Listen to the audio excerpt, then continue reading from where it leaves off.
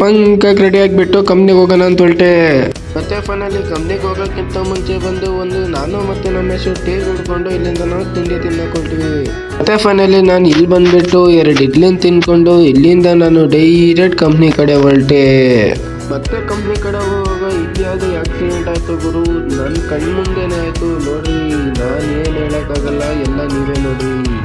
ಮತ್ತೆ ಫೈನಲಿ ಅವರು ಗುದ್ದಿರೋರ್ನ ಗುದ್ದಿಸ್ಕೊಂಡಿರೋರು ಕರ್ಕೊಂಡು ಬರ್ತಿದ್ರು ಗುರು.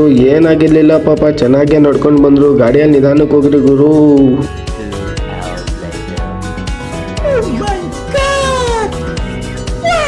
ಮತ್ತೆ ಫೈನಲಿ ಕಂಪ್ನಿ ಕೂಡ ಬಿಡ್ತು. 4 ಗಂಟೆ ಆಗಿತ್ತು ಅಂತ ಥಮ್ಸಪ್ನ ಎಂಜಾಯ್ ಮಾಡ್ಕೊಂಡು ಇಲ್ಲಿಂದ ನಾನು ಡೈರೆಕ್ಟ್ ರೂಮ್ ಕಡೆ ಹೊರಟೆ.